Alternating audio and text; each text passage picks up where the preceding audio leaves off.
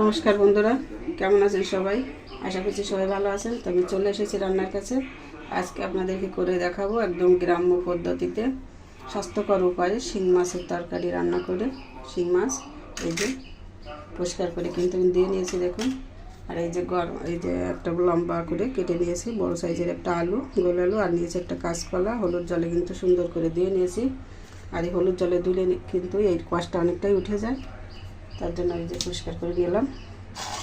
আর এই যে নিয়েছি কুমড়ো বড়ি, এই কুমড়ো বড়ি দিয়ে কিন্তু এই শিং মাছ কাঁচকলা আলু দিয়ে পাতলা ঝোল হবে। তার জন্য নিয়েছি একটু মশলা, দেখুন এখানে নিয়েছি আদা বাটা, জিরা বাটা, আর নিয়েছি হলুদ 1 চামচ, লঙ্কার গুঁড়ো 1 চামচ। দেওয়ার সাথে বন্ধ আমি যে মাছে এখন লবণ হলুদ নিয়ে মেখে নেব। দিয়ে দিচ্ছি লবণ পরিমাণ, দিচ্ছি হলুদ, খুব ভালো করে মেখে নেব হলুদ লবণ দিয়ে। এই গরমের দিনে শিং মাছের পাতলা ঝোল কিন্তু স্বাস্থ্যের জন্য খুবই উপকারী। ছোটো থেকে বড় সবাই কিন্তু এই তরকারিটা দিয়ে খেতে পারে।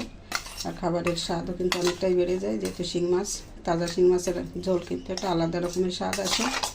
তো বন্ধুরা দেখতে থাকুন। আর এইদিকে যে দেখুন আমি কড়াইতে কিন্তু কিছু জিরা ভেজে নিয়েছি, সুন্দর করে জিরাগুলো গুঁড়ো করে নেব। আর শিং মাছের তরকারিতে জিরার গুঁড়োর স্বাদ কিন্তু অনেকটাই বেড়ে যায় তরকারিতে, তার জন্য আমি ভেজে নিলাম। এটা একটু কাগজের একটু ঢেলে নিয়ে গুঁড়া করে নেব শিলপাটায়। এই যে জিরা কিন্তু আমি একটু কাগজে তুলে নিয়েছি, এটা একটু পরে বেটে নেব।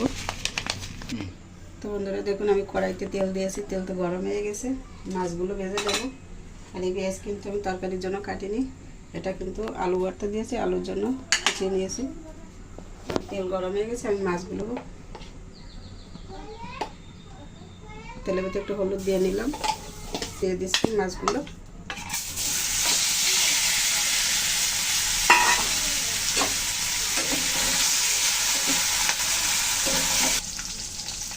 মাছগুলো উঠে দিচ্ছি।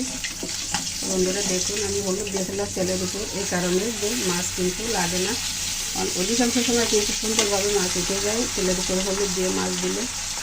বা অনেক সময় আমরা মশলা কষানোর আগে যদি হলুদ দিয়ে দিই তেলের উপর, তাহলে কিন্তু মশলা থেকে অনেকটা তেল ছুটে কিন্তু চুলার চারদিকটা নষ্ট হয়ে ওঠে।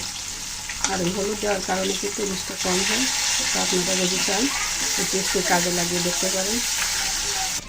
মাছটা সুন্দর করে দেখুন লালচে করে ভেজে নিয়েছি, এখন ফেলে নিচ্ছি।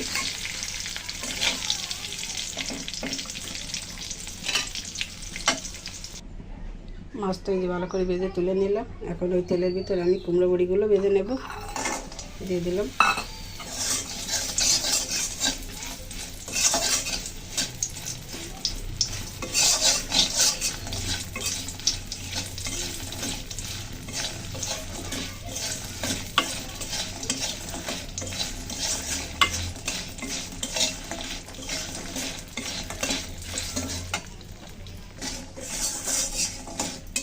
বড়িতে লালচে করে ভেজে নিলাম, এখন তুলে দিচ্ছি।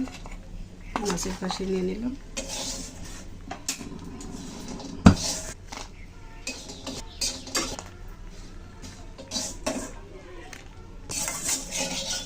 কড়াইতে কিন্তু আবার একটু তেল দিয়ে নিলাম। এখন আমি ওই আলু ভর্তার জন্য পেঁয়াজটুকু ভেজে রাখিয়ে নিচ্ছি।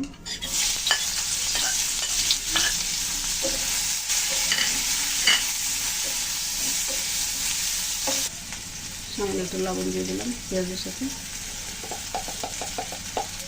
হালকা একটু হলুদ দিয়ে পেঁয়াজটা ভেজে নিলে কিন্তু আলু ভর্তার কালারটা সুন্দর আসে আর খেতে তো দারুণ লাগে।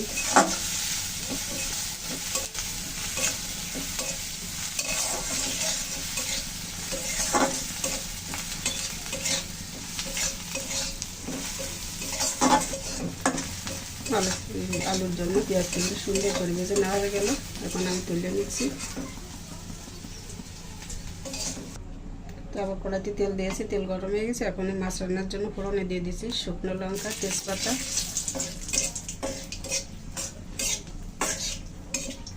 আর দিচ্ছি গোটা জিরা,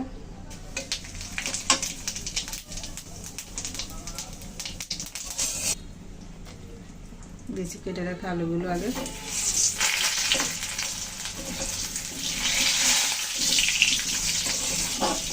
সামান্য একটু হলুদ দিয়ে দিলাম আলুর সাথে। ভালো করে ভেজে নেব।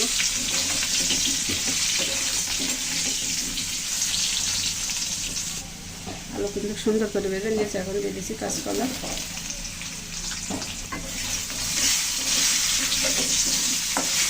তরকারি সুন্দর করে ভেজে নেব আলু। তারপর মশলা দিয়ে দেবো। তরকারি দেখুন খুব সুন্দর করে ভেজে নিলাম। এখন দিয়ে দিচ্ছি আদা জিরা লঙ্কার গুঁড়ো আর হলুদ একসাথে গুলিয়ে রেখেছিলাম, সেটা দিয়ে দিলাম।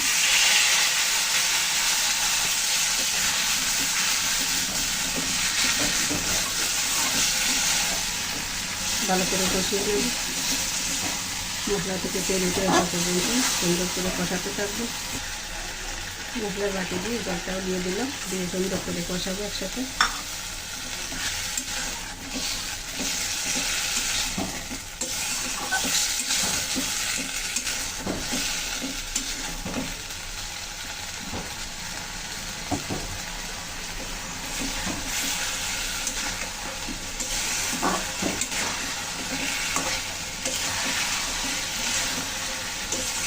মশলার সাথে তরকারি কিন্তু খুব সুন্দর করে কষে নিলাম। দেখুন মশলার থেকে তেল কিন্তু ছেড়ে দিয়েছে। মশলা সুন্দর কষানো হয়ে গেলে এখানে দিয়ে দেবো জলের জন্য।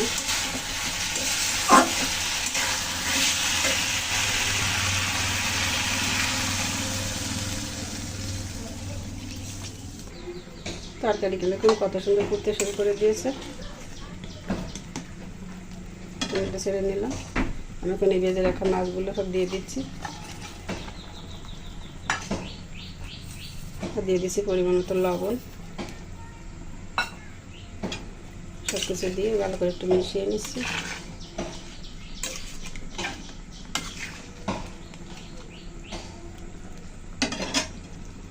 এখন ঢাকা দিয়ে দিলাম। সুন্দর কালার এসে যাবে, তো সাথেই থাকুন, দেখতে থাকুন বন্ধুরা। তরকারি রান্না হতে হতে আমি এই যে জিরাগুলো এখানে নিয়েছি, গুঁড়া করে নেব।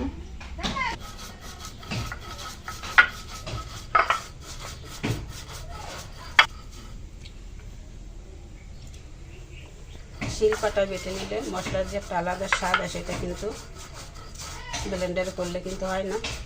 তখন এটা ব্লেন্ডার আছে, আমি কিন্তু অধিকাংশ সময় দেখুন আপনারা খেয়াল করে শিলপাটায় কিন্তু বেটে রান্না করে থাকি।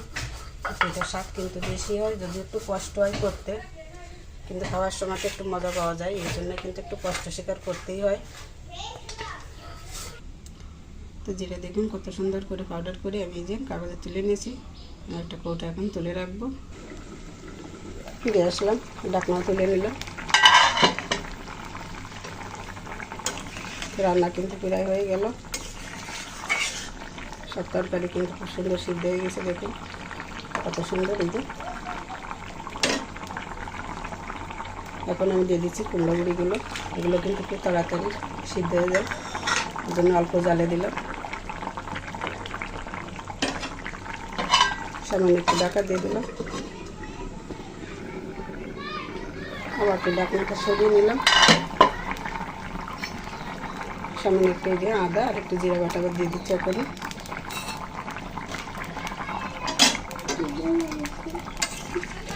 মামনি পরীক্ষা কেমন হয়েছে বাবা? ভালো করে মিশে নিলাম। বলো, এই যে মামনি স্কুল থেকে চলে আসলো কেবল। এই যে খিদে তো লাগবে বাবা। ওই যে কোথায় গেছে, ঢাকা দিচ্ছি না। রান্না তো হয়ে গেল, এখন একটু নামিয়ে নেবো। রান্না কিন্তু হয়ে গেল। এখন আমি সামান্য একটু জিরার গুঁড়ো দিয়ে দিলাম, ওপর থেকে ভাজা জিরার গুঁড়ি। আর এই জিরার গুঁড়িতেই কিন্তু রান্নার স্বাদটা একদম সম্পূর্ণ বদলে যাবে। সেভাবে বাসা একবার করে দেখুন বন্ধুরা।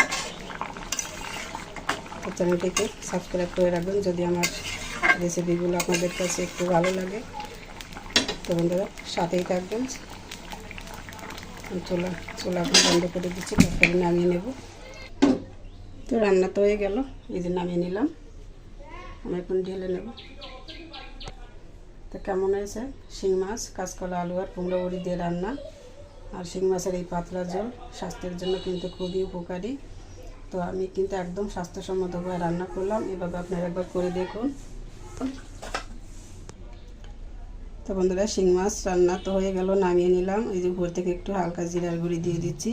এটাতে কিন্তু ফ্লেভার আসবে একদম অন্যরকম, খাওয়ার সময় একদম জমে যাবে কিন্তু আজকের খাবারটাই। তো আপনারা ভালো লাগলে সাথে থাকবেন, এভাবে নিত্য নতুন রেসিপি দেখতে থাকবেন। আর ভালো লাগলে চ্যানেলটিকে সাবস্ক্রাইব করে আমার সাথে থাকবেন এবং আমাকে সামনের দিকে এগিয়ে যেতে সাহায্য করবেন। শেয়ার করে বন্ধুদের দেখারও সুযোগ করে দেবেন। তো বন্ধুরা, আজকের মতো এখানেই রাখছি। ধন্যবাদ, সবাই ভালো থাকুন, সুস্থ থাকুন।